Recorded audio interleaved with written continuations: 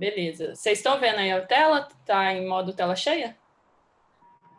Ai, nossa, pera, está no último slide. Desculpa, gente.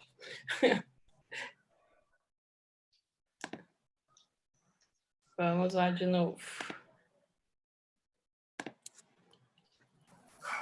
Agora sim, vocês estão vendo aí, né?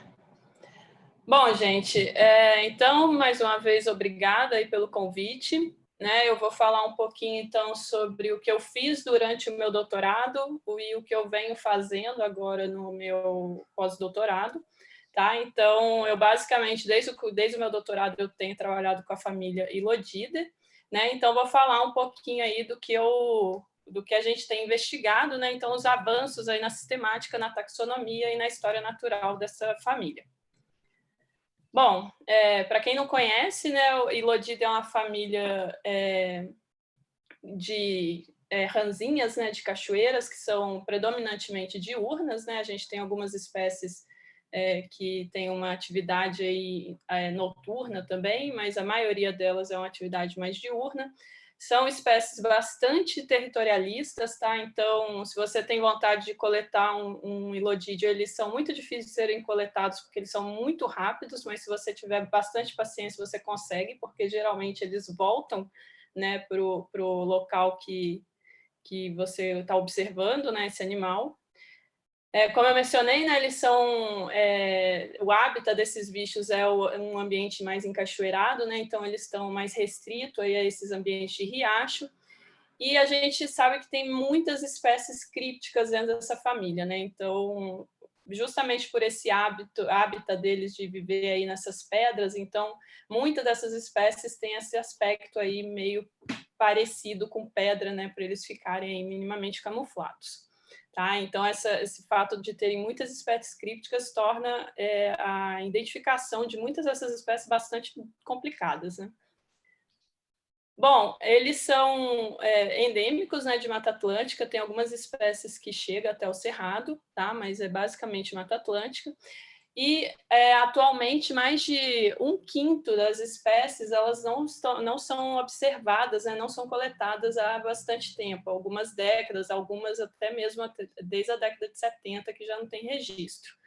Tá? Um dos fatores que podem estar associados a um possível declínio, né, dessas espécies é a alta prevalência do BD, né, que já tem artigos relatando que o BD ele afeta bastante as espécies que são ripárias, que é justamente esse hábitat de Ilodidae, né? Então é possível, né? Não estou dizendo que elas estão de fato extintas, mas é possível que o BD possa ter causado aí um declínio mesmo dessas populações.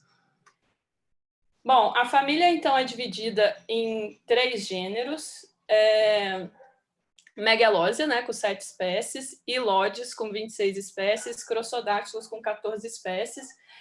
Eu queria abrir um parênteses aqui, né, porque recentemente saiu um artigo do Debois, que propõe a sinonímia de Megalósia com Ilodes, né? Mas eu confesso que esse último mês, foi o último mês de atividades aqui da UFMG do semestre, então foi um mês que eu quase não consegui pegar nesses trabalhos, então ainda realmente não consegui avaliar exatamente o que foi feito pelo Debois, então eu estou aqui com a taxonomia tradicional, né, de Ilodidae.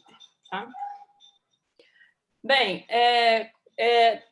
tanto Crossodáceos quanto Ilodes, eles são divididos em grupos de espécies, né? Então, Crossodáceos, os grupos de espécies foram propostos por Karamaski e Sazim em 85, e eles dividem essas espécies em 3 grupos em 3 grupos, né? Que seria o grupo Gaudichaudi, Trachystomos e Chimidite, sendo Chimidite monoespecífico, né? Apenas Crossodáceos Chimidite faz parte desse grupo. Né? No trabalho de Pimenta, em 2014, o Pimenta recomenda abandonar esses grupos de espécies, então todas as espécies que foram descritas, né, pelo próprio Bruno Pimenta em 2014 e em 2005, ele já não incorpora essas espécies nesses grupos de espécies, né? Então ele propõe a extinção desses grupos de espécies, porque ele viu que não tinha, não condizia muito com o que foi originalmente proposto. Bom, para ilóides é diferente, né, de Crossodires, os grupos de espécies até hoje estão sendo utilizados, tá? Esses grupos foram propostos por Heyer em 82, né, que são 4 grupos de espécie, o grupo Glaber e grupo Mertense, que são monoespecíficos, grupo Nasus e grupo Lateristrigatus, que é o maior grupo de todos aí, praticamente todos os ilóides estão inseridos no grupo Lateristrigatus. Bem, só fazendo uma revisão aqui muito rápida do que já foi feito, né, com base em, pensando filogeneticamente, né, os ilodídeos eles estão já sendo inseridos em várias filogenias, né, de anfíbios, nenhuma delas com um objetivo específico de avaliar, né, as relações dentro de ilodídea, né? Então, eu queria só trazer esse histórico para a gente ver como que a família, em cada trabalho, ela é recuperada como um grupo irmão de alguma outra família diferente, né? Então, por exemplo, aqui no trabalho do Amphibian Tree of Life, de Frost e colaboradores, a gente vê que a então subfamília Ilodine, né, foi recuperada proximamente relacionada com Ciclohramphine, né, que hoje são ciclorranfídeos. No trabalho de Grant e colaboradores também, eles recuperam Ilodide, né? No caso, eles elevam, né, Ilodide à família, nesse trabalho aqui, então, que Ilodide é elevado ao status de família, e recupera essa família como grupo irmão, na verdade, dos dendrobatóides, né, que é Dendrobatide mais Aromobatide. Em 2011, Pyre e Wins, eles já têm uma amostragem um pouco maior, né, de ilodídea, então um resultado interessante desse trabalho, isso acontece também no trabalho de Pyre em 2014, é que eles recuperam Megalósia inserido dentro do clado de Ilóides, tá? Isso também acontece aqui, né, nesse trabalho de 2014. E aqui, nesse caso, no trabalho de Pyre e Wins 2011, Ilodide é recuperado como grupo irmão de Alçodide. E aqui teve um problema aqui na figura, mas aqui Ilodide é recuperado como grupo irmão de Alçodide mais Batraquilide. Vai querer mais manga? Em 2017, Grant e colaboradores, eles propõem... Você quer mais manga? Ou você quer a pipoca? Alô? Vocês estão me ouvindo? Vitor. Tem alguma voz... vocês estão me ouvindo, né? Tá. Em 2017, Grant e colaboradores, eles também têm uma amostragem maior para Ilodida, eles também recuperam Megalosia guild inserido aí no clado dos ilóides, né? E aqui eu esqueci de mencionar, mas todos os trabalhos eles têm recuperado uma relação em que Crossodactylus é mais externo e Megalosia é grupo irmão de ilóides, né? Com a diferença em que alguns trabalhos estão recuperando a espécie Megalosia guild dentro do quadro dos ilóides. Tá? E aqui, nesse trabalho, Grant e colaboradores recuperam Ilodide como grupo irmão dos Alçodide. Bom, e para finalizar, né, esse histórico, em 2018, Jets e Pyron, eles propõem uma nova filogenia para os anfíbios, né, e nesse trabalho eles recuperam Ilodide como grupo irmão de Alçodide e ambos, né, grupo irmão de Batraquilide, que foi um resultado parecido até com o novo trabalho que saiu esse ano de Jaime e colaboradores, em que Ilodide é recuperado como grupo irmão de Alçodide mais Batraquilide, né? Então, e Ciclorranfide também está aqui nesse clado, teve só então uma diferença aí no parentesco aí de Alçodide com Batraquilide. Bem, pensando nisso tudo, né, nesse histórico filogenético, que obviamente não era tão completo ainda quando eu comecei o meu doutorado, a gente então decidiu fazer uma análise, gerar uma hipótese para Ilodide, né, com foco em Ilodide, né, que, como eu mencionei, nenhuma dessas filogenias tinha um foco diretamente nessa família, né? Então, a gente queria gerar essa filogenia com base em evidência total, que significa incluir caracteres morfológicos e moleculares. Dado isso, né, tendo essas duas, essas duas fontes de evidência, a gente também quis avaliar o impacto que os caracteres morfológicos tinham na filogenia dessa família, né? E, além disso, a gente queria testar o monofiletismo da família, gêneros e também dos grupos de espécies, né? Um outro objetivo que foi do meu doutorado, mas que eu vou falar muito en passant aqui, porque senão não dá tempo, foi também de avaliar o histórico evolutivo de alguns caracteres morfológicos. Bem, a amostragem taxonômica, então, para o grupo interno, eu consegui analisar 36 das 47 espécies de Ilodida, né, sendo 8 grossodáctilos, 23 ilóides e 5 megalóides, o que representou aproximadamente 75% da diversidade atual. E para o grupo externo, como sempre teve esse conflito, em cada filogenia, a Ilodida estava caindo como grupo irmão de algo meio diferente, a gente decidiu, então, incluir, na época do meu doutorado, né, todas as famílias que eram consideradas Iloideia. Tá? Então, com isso, a gente incluiu representantes de 18 famílias, tá? Representando 48 espécies. Tá? Então, a minha amostragem total foi de 425 terminais, sendo 377 do grupo interno, né, e 48 de grupo externo. Bem, no meu trabalho, então, durante o doutorado, né, eu levantei 274 caracteres fenotípicos, 95 caracteres foram a respeito da morfologia externa, 9 caracteres relacionados às vísceras desses animais, 29 caracteres musculares, 89 caracteres de osteologia, né, incluindo aí crânio, pós-crânio, aparato ióide.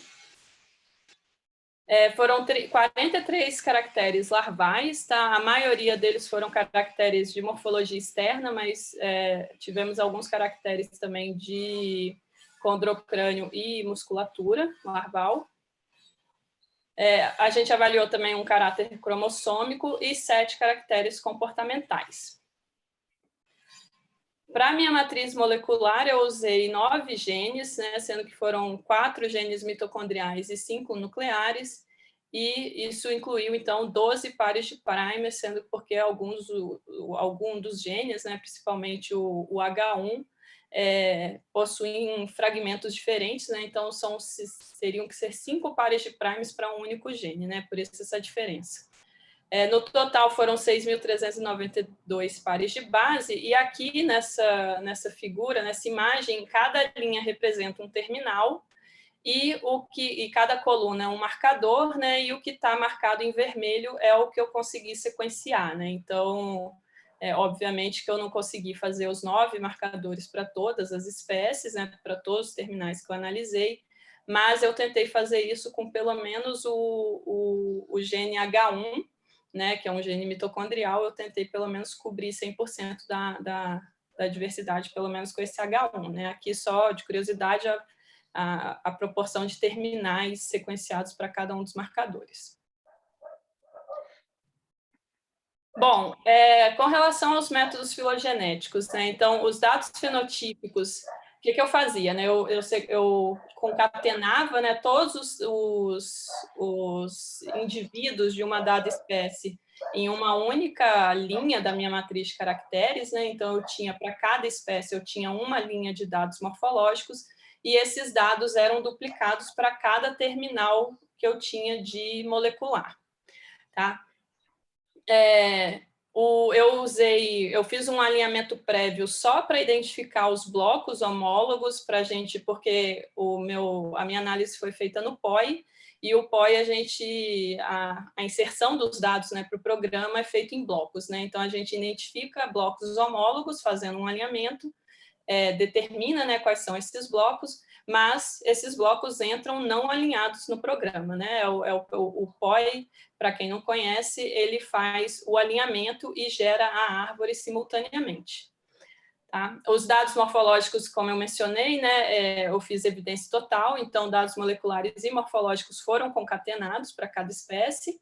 Né? Eu fiz uma análise de parcimônia, né, utilizando a homologia dinâmica nesse programa POI, e fiz algumas análises a posteriori usando o TNT, que foi otimizar sinapomorfias, estimar os suportes dos clados, né, através do Goodman-Bremer, e calcular o valor do REP, que o REP nada mais é do que um Goodman-Bremer escalonado para que ele se torne proporcional e que a gente possa, para que ele se torne comparável entre diferentes datasets, né? Então, a gente calculou o REP justamente porque eu queria comparar uma árvore de evidência total com uma árvore com apenas dados moleculares. Vou falar um pouquinho disso mais para frente.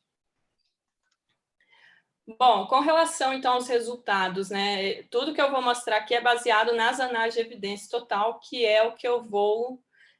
que é a análise, obviamente, né? Que tem mais dados, então é a partir dela que eu vou basear todas as minhas conclusões. Tá? Então, eu recuperei 520 árvores mais parcimoniosas, né? Com 37.337 passos. Faltou um Szinho. E na minha análise, então, eu recupero Ilodídea, né? Está aqui embaixo, eu recupero Ilodídea como grupo irmão de um clado composto por Alçodídea, Rhinodermatida e Teumatobídea. Bem, os 3 gêneros considerados, né, para Ilodídea, que são reconhecidos para Ilodídea, foram recuperados como monofiléticos, tá?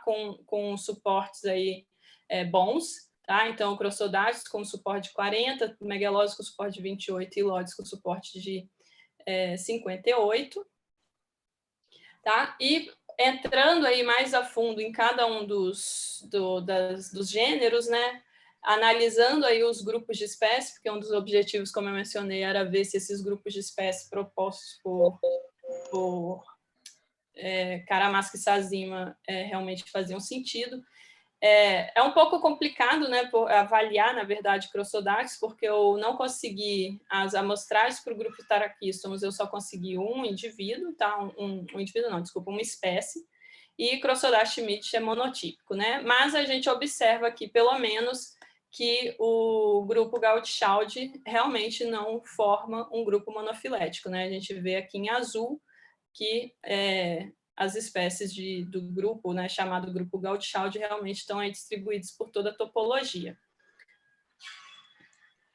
Um dado que chama atenção, que chamou bastante atenção, na verdade, foi a quantidade de potenciais novas espécies.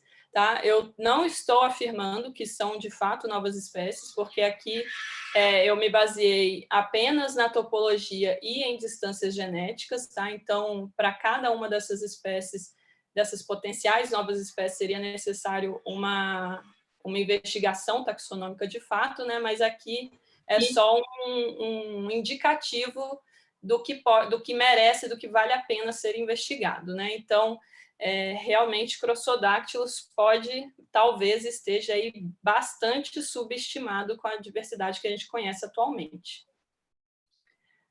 Bem, para Ilodes, aconteceu a mesma coisa, né, com relação aos grupos de espécie, lembrando que o grupo Glaber e o grupo Mertense eu não consegui mostrar na minha análise, né, então eu só tenho informações para grupo Nasus e Lateris strigatus. A gente observa que o grupo Nasus até faz um certo sentido, né, a gente recupera aqui um clado monofilético com os representantes do grupo Nasus, mas, em contrapartida, o grupo Lateris strigatus também possui aí uma distribuição que a gente observa, então, que esse grupo não é monofilético.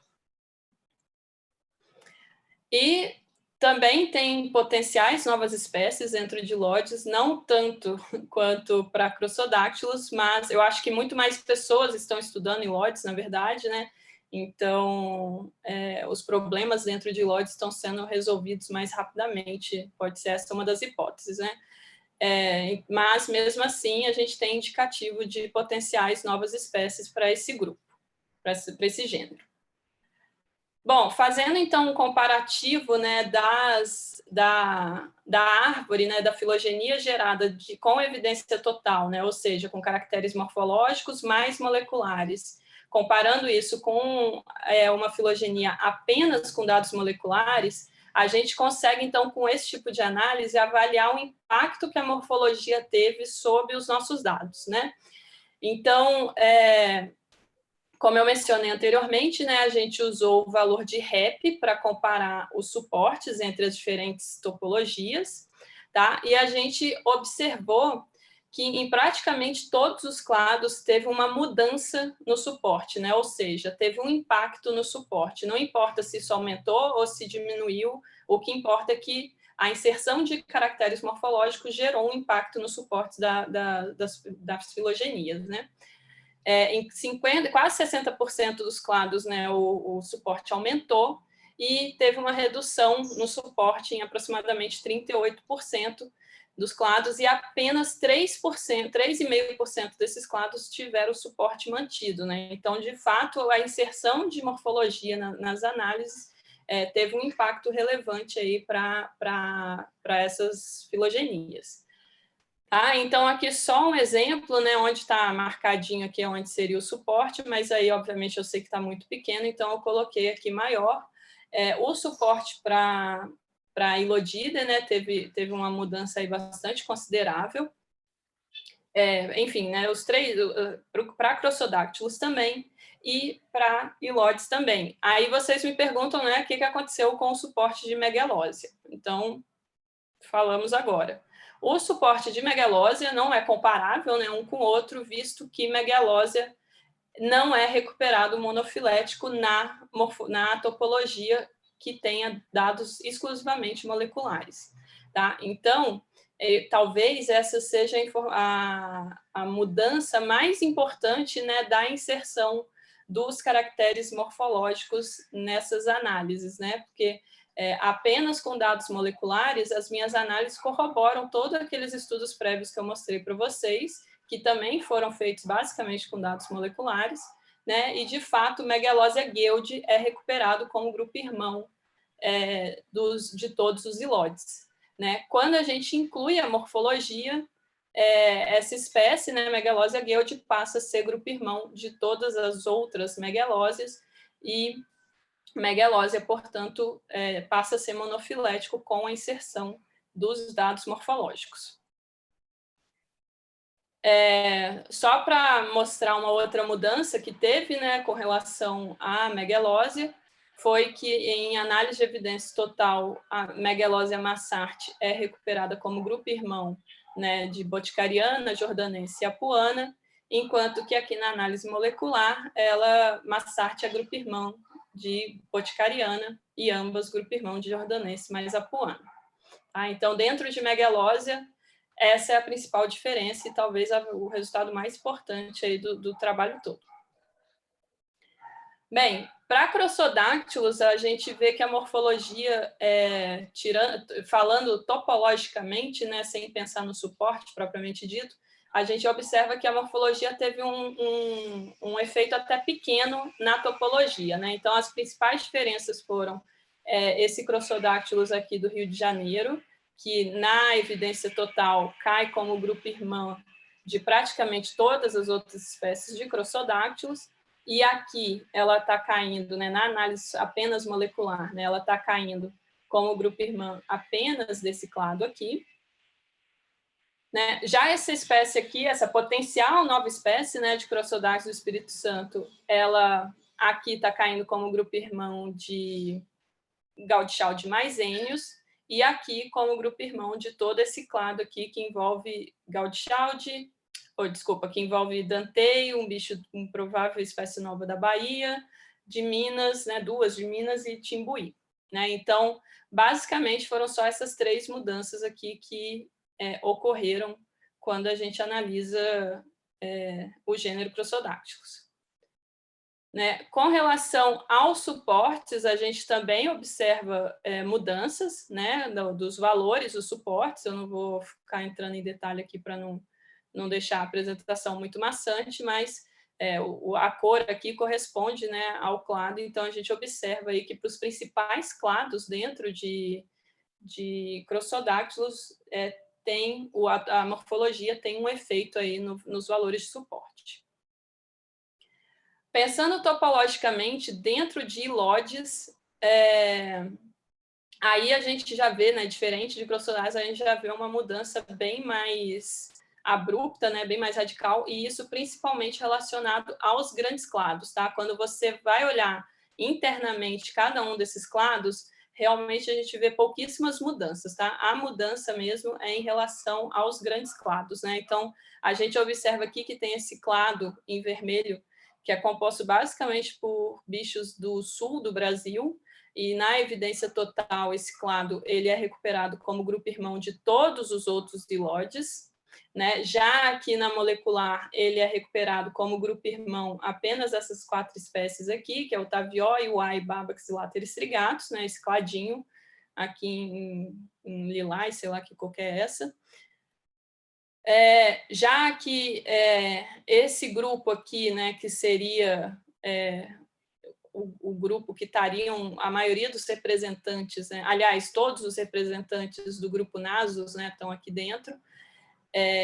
Esse grupo ele é recuperado como grupo irmão de todos esses aqui de baixo, né, exceto os do sul, né, e já aqui na análise molecular ele é recuperado como grupo irmão de todos os ilóides.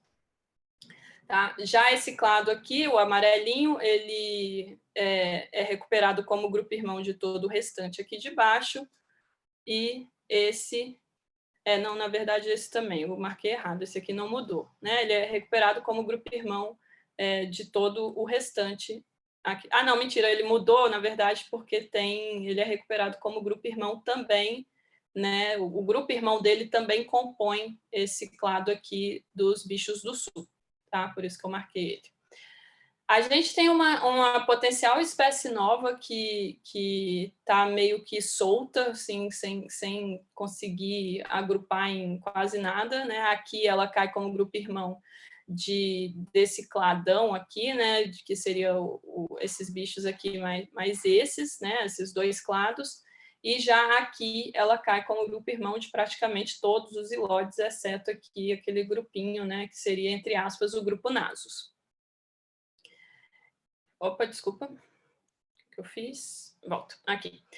E esse clado aqui também muda, porque aqui ele é grupo irmão desse clado aqui. Esse clado verde aqui é super interessante, porque ele é composto por bichos da Serra da Mantiqueira, tá? Então, a Serra da Mantiqueira recupera um clado monofilético, né? E esse cladinho aqui é recuperado, então, como grupo irmão desses bichos da Mantiqueira, enquanto que só com dados moleculares ele está sendo recuperado como grupo irmão dos bichos do sul, tá? E mesma coisa aqui, né? Os bichos da Mantiqueira como grupo irmão desse clado aqui, e aqui ele é recuperado como grupo irmão dos bichos desse clado mais os bichos do sul.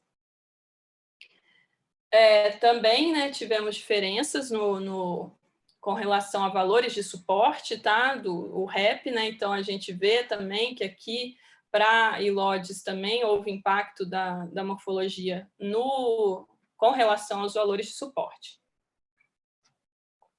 Bom, as conclusões, né, dessa parte aqui é que morfologia sim tem impacto, né? Então, pensando aí nos meninos que estão começando agora, né, fazendo mestrado, vocês já existe, né, muitas sequências no GenBank para Ilodida.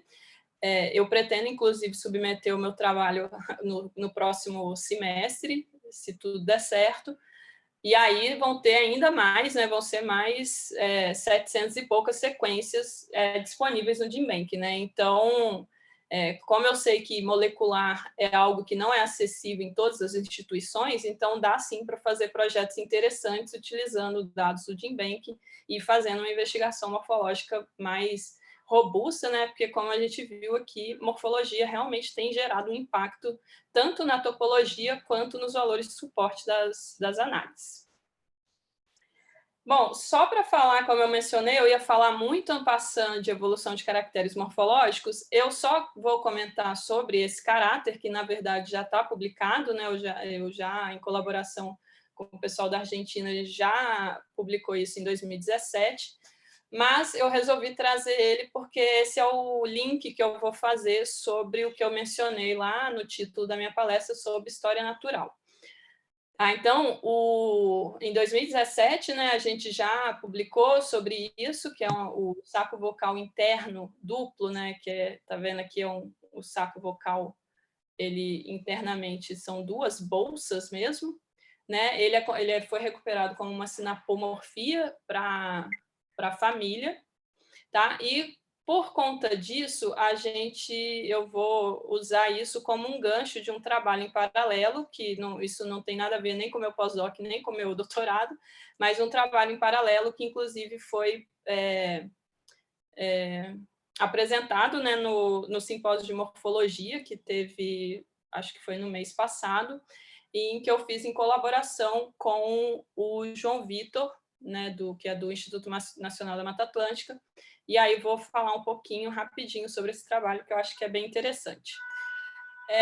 Bem, só para contextualizar, né, internamente os sacos vocais eles são invaginações aqui do assoalho bucal, tá? E eles são suportados ventralmente por dois músculos, né? Esse em verdinho aqui é o músculo intermandibulares e esse em azul é o músculo interioides, né? Então, isso aqui é uma conformação de um anfíbio, né, em geral, né? A gente tem aqui a fenda vocal, por onde o ar passa, né, e infla esse saco que tem ventralmente, aí, que é suportado ventralmente por esses dois músculos.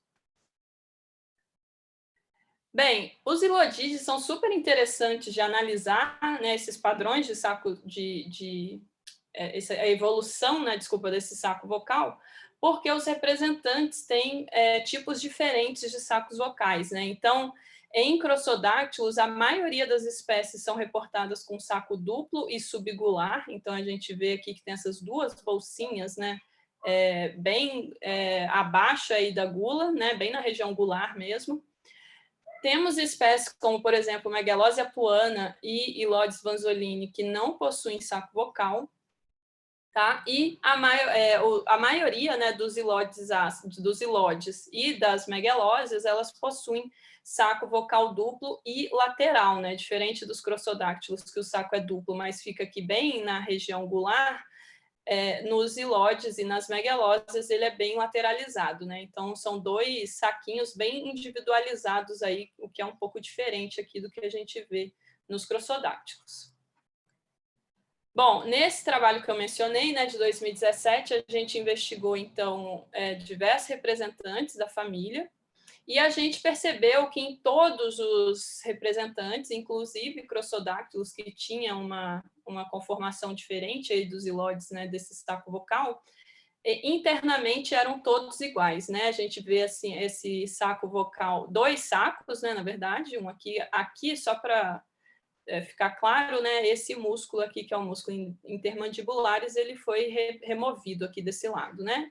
Então a gente vê que o saco vocal surge aqui bem numa região mais anterior, né? Ele migra aqui para uma região mais posterior e ele se projeta ventralmente no meio do músculo interioides, né? Então essa é uma outra característica super interessante, né, dos ilodídeos. Aqui vocês conseguem ver um esqueminha, né, mais didático, né, desse saco se projetando no meio do músculo, né, e aqui uma comparação com o que normalmente a gente vê. Né? Então, o interessante dessa musculatura aqui do interioides dos ilodídeos é que, geralmente, o interioides é um músculo único, né, em anura, e já que nos ilodídeos eles não são só divididos aqui medialmente, né? Porque aqui a gente tem uma ráfia, uma aponeurose, na verdade, separando, né, as duas laterais do músculo, como também eles têm, cada lado, né, do músculo tem dois corpos, digamos assim, né? O que a gente chamou de corpo anterior e corpo posterior. E é justamente no meio desses dois corpos que esse saco, então, se projeta. Bem, em 2016, o Fábio de Sá e colaboradores, eles publicaram um comportamento muito interessante em Lode Japi, onde eles viram que essa espécie ela é capaz de inflar um único saco, independente. Os sacos, né, ela infla cada um dos sacos independentemente, né, que a gente chama de inflagem unilateral. Né? Então, a gente vendo esse comportamento, a gente ficou bastante intrigado, né? Porque a gente ficou pensando, né, que esse arranjo específico da musculatura, ele pode estar associado a esse hábito, né, do Hilode Japy, de inflar um único saco, né? Então, qual que é a hipótese, né? Como esse saco passa no meio do músculo, se o animal quiser, ele pode contrair apenas um lado da musculatura, né? Já que ela está dividida aqui por essa aponeurose, e esse músculo vai funcionar como um clipes mesmo, né? E vai pressionar, então, a musculatura. Então, esse músculo que tiver pressionado, o ar não vai conseguir passar. Né? Então, aí que veio a grande pergunta, né, se a morfologia podia, então, predizer o comportamento. Né? Ou seja, a gente consegue ver vários indivíduos no laboratório, né? A morfologia é fácil de acessar, mas o comportamento desses animais nem sempre é fácil de reportar. Né? Então, para testar isso, a gente foi atrás de outras espécies para ver se elas se comportam igual, né? Porque a morfologia, a gente já sabe que todas têm a morfologia parecida, muito igual, na verdade, né? E a gente queria ver, então, se algumas espécies, outras espécies, além de Hilode Japy, tinham esse comportamento, né? Então, aqui foi um registro que o João Vitor fez lá em Santa Teresa. Dá para ver claramente que o Hilodes lateristigatus infla, né, apenas um saco. E aqui é um vídeo bem antigo, tá, da década de 90. Eu tive que botar em slow motion para ver, então não sei se vocês conseguem perceber. Aqui o saco, esse lado do saco, ele infla antes desse saco, né? Então, em algumas espécies isso não é muito evidente, mas quando você coloca em câmera lenta dá para perceber que a inflagem de um acontece antes do outro, né? Aqui em Lodes Filodes é a mesma coisa, a gente observa que um está inflando antes do outro, e também nesse caso aqui a gente precisou de colocar uma câmera lenta para conseguir ver melhor. Né? Esses 2 vídeos foram gravados pelo Dr. Walter Holt e foram disponibilizados para mim pelo professor Miguel Trefort. Foi uma campanha que eles fizeram na década de 90, por isso que são vídeos aí com a qualidade meio ruim. Mas a grande pergunta, na verdade, era sobre crossodáctilos, né? Porque externamente a morfologia do saco vocal dos crossodáctilos é diferente, né? Ele tem esse saco subgular.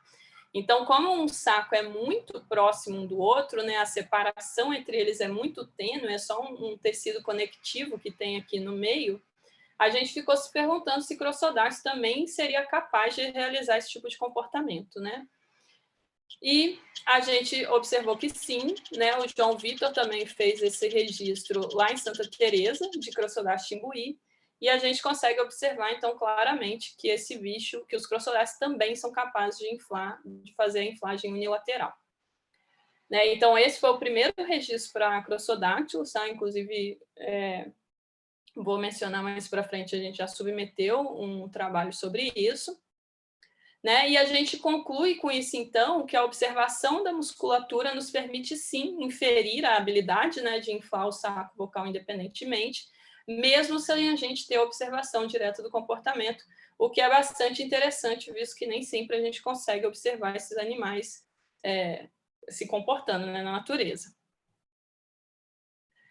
Né, a gente não conseguiu ver nenhuma observação direta do comportamento para a megalose, tá? Mas vendo a morfologia interna, né, de megalose apuana, que a gente tem, né, esses dados aqui, a gente já tem imagens, então a gente vê que a morfologia interna é igual, né, e os sacos, né, são também independentes, né, são laterais, né, inclusive são sacos bem chamativos aí, né, são bem mais claros que o resto da pele. Então, dado essa morfologia, né, e a topologia e, né, a otimização desse caráter na filogenia, a gente também infere que Megalose bem possivelmente também tem essa capacidade de inflar os sacos unilateralmente, assim como os Hilodes e os crossodáctilos.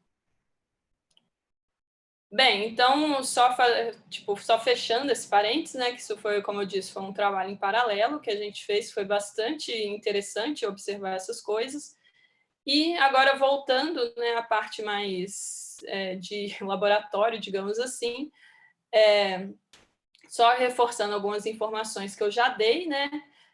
Pensando aí, como eu mencionei, que muitas das espécies já não são coletadas há muitas décadas, e vendo esses resultados do meu doutorado, foi pensando nessas duas informações que eu decidi, delimitei, né, os objetivos para um projeto de pós-doutorado, né? Então, atualmente, eu estou fazendo meu pós-doutorado sob a supervisão do professor Paulo Garcia, aqui na UFMG, tá? E esse pós-doc, então, tem duas fases principais. A primeira, que está em andamento, que é propor formalmente os novos grupos de espécies, né, recuperados para Ilodida, e tentar resolver os problemas taxonômicos e descrever as novas espécies, né? Porque, como eu mencionei, deixa eu só beber uma água. Como eu mencionei, a minha ideia com aquela filogenia não é simplesmente falar que realmente aquilo lá pode ser uma nova espécie, né? Então, a ideia ali era indicar potenciais novas espécies para aí, de fato, começar a investigar taxonomicamente, né, essas espécies. Então, eu fiz meio que o caminho inverso do que muita gente faz, né? Muita gente começa na taxonomia e migra para a sistemática, eu meio que fiz o caminho inverso, né? Eu comecei na sistemática e agora estou migrando para esse lado mais taxonômico. E a segunda fase do meu projeto, que teoricamente começa o ano que vem, né, dependendo aí da pandemia, porque a primeira fase está bastante atrasada por conta da pandemia, seria, então, incluir na filogenia de evidência total algumas espécies desaparecidas, e eu vou mencionar como mais para frente.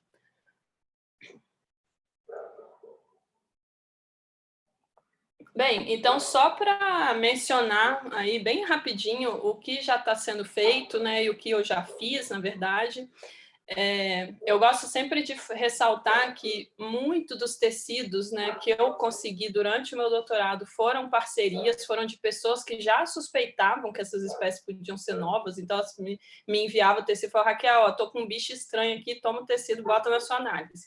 Né? Então, muito dessas espécies talvez seja de fato novas, né? Porque as pessoas já me mandavam com essa ideia. Tá? Então, eu vou mencionar aqui alguns trabalhos que ou já fizemos ou estão em andamento, tá? Sobre a parte taxonômica de fato, tá? Que é a fase 1 lá do que eu mencionei do projeto de pós-doc. Tá? Então, esse é um artigo que eu colaborei com a Isadora Vidigal e o professor Ariovaldo, né, de Areta. A gente... aqui a gente comparou acusticamente e geneticamente as populações de Sazimai. Explico por quê, né? Aqui embaixo, não sei se está meio ruim de ver, mas aqui tem um Ilodes afim de Sazimai da Serra da Mantiqueira, que cai bem distante do Sazimai. Essa é uma espécie que já está em fase de descrição pela equipe da Unesp de Rio Claro, liderado pelo Fábio de Sá. Né? E nesse artigo aqui, então, a gente redelimita a distribuição, tá, de Ilodes azimai, porque muitos dos indivíduos, né, das populações que eram consideradas Ilodes azimai, na verdade, pertencem a esse clado daqui e não a esse. Tá? Então, a gente redefine a distribuição de Sazimai, que agora está restrito aí à localidade tipo, e Poços de Caldas. Então, a população do Itatiaia, os bichos do Itatiaia, que são historicamente chamados de Sazimai, na verdade não são Sazimai, eles são uma espécie nova que cai nesse cladinho aqui de baixo. Tá? Então, esse é um trabalho que já foi aceito, inclusive, não está publicado ainda, mas já está aceito. Teve um outro trabalho também que eu participei junto com o João Vitor, né, que foi justamente aí sobre o Ilodes, sobre o Crossodache Timbuí, que foi nesse trabalho aí justamente que a gente reporta pela primeira vez essa habilidade, né, dos crossodáctilos de inflar o saco unilateralmente. Né? E nesse trabalho, então, a gente, enfim, revisa o bicho, né, a descrição do bicho, descreve girino, descreve canto.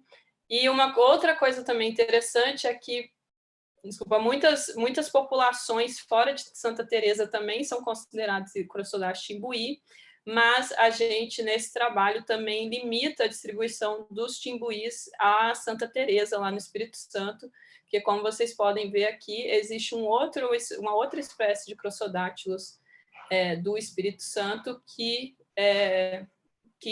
muitas dessas populações que são chamadas de timbuí, muito provavelmente, na verdade, é essa espécie aqui. Tá? Então, nesse trabalho, a gente redefine aí também essa distribuição dos timbuí. E, pasmem, eu estou agora trabalhando com o Emanuel Teixeira, né, da UENG, e o Bruno Pimenta, e a gente está descrevendo uma nova espécie de Crossodax que não está na minha filogenia. Né? Ou seja, eu não sei se vocês repararam, eu acho que eu não reforcei isso, mas reforço no próximo slide. A gente tem muitas potenciais novas espécies em Minas Gerais, tá? Para Crossodáctilos, são muitas mesmo, e essa aqui seria mais uma espécie que não foi nem contemplada na filogenia, não tem tecido para essa espécie, tá? E ela, de fato, é muito diferente de todas as outras que eu incluí na minha análise, tá? Esse foi uma espécie que foi oriunda de consultoria, então é uma área ruim de voltar, então, enfim, a gente ainda está vendo se consegue tecido para tentar identificar onde que essa espécie cai, mas além de todas as potenciais novas espécies que eu recuperei na minha filogenia, a gente está achando mais algumas aí. Com relação aos ilódes, a gente está em fase de descrição também o ilódes que a gente quer chamar de tenores, que é esse ilódes aqui de Santa Catarina. Tá? Então, esse é um trabalho que estou em parceria aí com o Estevão, enfim, mais outros colaboradores, incluindo o Rodrigo, que eu sei que está aqui na palestra. Né? E a gente, enfim, né, descrevendo essa espécie, que ela é uma espécie basicamente lá da parte mais do litoral aí de Santa Catarina. E também tem uma outra espécie em Santa Catarina, mais de Crossodáctilos, né, que é basicamente em águas mornas. Nossa, a gente está uma obra aqui, desculpe. Basicamente em águas mornas, a localidade desse animal, que é esse terminal aqui, que também é uma potencial espécie nova. Né? Aliás, a gente já investigou, ela é de fato uma espécie nova, né, que está em processo de descrição por toda essa equipe aqui, não necessariamente nessa ordem, né? Esse trabalho ainda a gente está começando, né? Já estamos coletando todas as informações, juntando o que cada um incluiu, né? Dados que cada um já possui para, de fato, fechar em um manuscrito. E, por fim, né, tem essa espécie aqui do Espírito Santo, é uma espécie que foi proposta pelo Bruno Pimenta na tese dele de doutorado, tá? É uma espécie que ele nunca publicou, mas que está proposta na tese dele. Tem um problema na tese dele, porque a série tipo que ele tem para essa espécie aqui que ele propõe, na verdade, algum dos indivíduos ele passou para o timbuí, né? Porque foi ele que descreveu o timbuí. Então, tem uma confusão, foi por isso que ele não publicou nunca essa espécie até hoje, mas como eu recupero esse clado aqui, então tem muita evidência de que provavelmente as populações que não são de Santa Teresa muito provavelmente pertencem a esse clado, então a gente começou aí bem recentemente a tentar investigar melhor essa espécie, que é possível que até fique com esse mesmo nome que o Bruno propôs na tese dele. E só para finalizar, então, essa parte da taxonomia, né? Agora, no final do ano passado, nós somos contemplados com um Protax, né? Eu e o Emanuel, que a gente o Emanuel Teixeira, né? Que a gente já estava em parceria há um tempo. A gente ficou pensando, né? Se não valeria a pena tentar um Protax, que abriu a proposta no ano passado. Convidamos o Felipe Leite para ser o proponente, né? Para ser o solicitante da proposta, né, visto que nem eu nem o Manu a gente se enquadrava aí nos requisitos exigidos pelo CNPq. O Felipe, na mesma hora, topou, né, ajudou a gente nesse projeto, e, para nossa alegria, o projeto foi contemplado e a gente está justamente hoje, na verdade, hoje, após terminar essa palestra, eu já vou fazer a implementação da primeira bolsa, E nesse projeto a gente tem uma bolsa de C de um único ano, uma outra bolsa de C que vão ser de 2 anos e 2 estudantes de mestrado, né? Que, inclusive, esses 2 estudantes de mestrado já foram selecionados agora no processo seletivo que teve aqui na UFMG agora. Então, enfim, todos esses projetos já começam agora esse ano, né? E o Protax visou, né, justamente aí essa fauna mineira, né, que, como eu mencionei aqui, a gente tem potenciais várias, né, novas espécies para Minas Gerais. Realmente, Minas Gerais não só tem muitas novas espécies potencialmente, né, como as espécies de Minas caem em clados separados, né? Então, realmente, os bichos de Minas merecem bastante atenção aí dado esses meus resultados, né? Então, esse projeto foi focado nos clados, né, que envolviam, obviamente que não exclusivamente dos bichos de Minas, né, porque eu sou contra fazer taxonomia regional, né? Então a ideia foi dividir os clados dividir os projetos entre os clados em que esses bichos de Minas Gerais ocorriam, né? Então vão ser 2 projetos com os crossodáctilos e um projeto com Ilodes aqui, que envolve Ilodes otavioi e Ilodes uai, porque a gente tem uma leve suspeita de que otavioi e uai possam ser a mesma coisa, então a gente vai investigar isso também. E esse projeto de C aqui de 1 ano é um projeto mais abrangente no sentido taxonômico, vai ser um estudante que a gente quer fazer um mapeamento, né, de toda a distribuição de Ilodida para poder identificar falhas amostrais aí para futuros projetos. Bom, e aí só mencionando, né, coisas que eu ainda não fiz, mas que pretendo fazer, que é a fase 2 do projeto, né, que é incluir na filogenia as espécies que estão desaparecidas. Isso a gente vai fazer com o sequenciamento de nova geração. Essa parte do projeto eu vou fazer em colaboração com o Taran, né, o Dr. Taran Grant, lá na USP, porque o Tara recentemente conseguiu aprovar um projeto em que ele vai construir, em que, na verdade, ele já está em fase final, né, de construção, de um laboratório que é específico para sequenciamento de bichos em formol. Tá? Então, o que acontece? O sequenciamento de nova geração, por definição, né, a primeira etapa do sequenciamento de nova geração é fragmentar o DNA. E a principal dificuldade de se fazer sequenciamento de DNA com bichos de formol é justamente porque o formol degrada demais o DNA.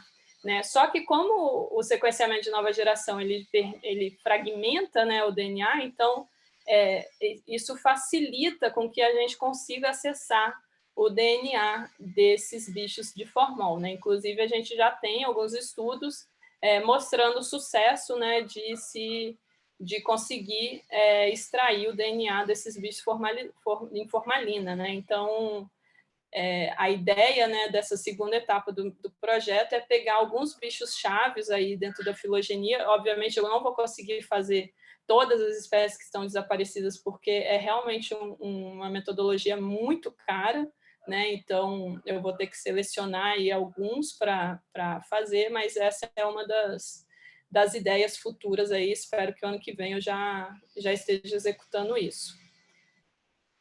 Bom, pessoal, acho que era isso. Eu queria agradecer primeiramente, né, não mencionei aqui, mas eu primeiro preciso agradecer a todos os meus colaboradores. Eu espero que eu tenha citado todo mundo que está em parceria comigo atualmente, né, e a todas as instituições que cederam material ou tecido, né. E depois eu preciso agradecer ao meu laboratório lá na USP, né, onde eu fiz o meu doutorado, a FAPESP pela bolsa que eu tive durante o meu doutorado, e agradecer a toda a equipe aqui da UFMG, né, que é onde eu estou fazendo meu pós-doutorado atualmente, a CAPES pela minha bolsa de pós-doc. Não posso deixar de agradecer também a toda a equipe lá do Smithsonian, porque, como o Yuri mencionou lá no começo da palestra, eu passei 8 meses no Smithsonian durante meu doutorado, eu vi muito material lá, então foi realmente decisivo ir para lá. E agradecer a vocês, né, ao laboratório Tropical Herpetology Lab, ao convite, né, realmente foi um prazer estar aqui. E é isso. Muito obrigada.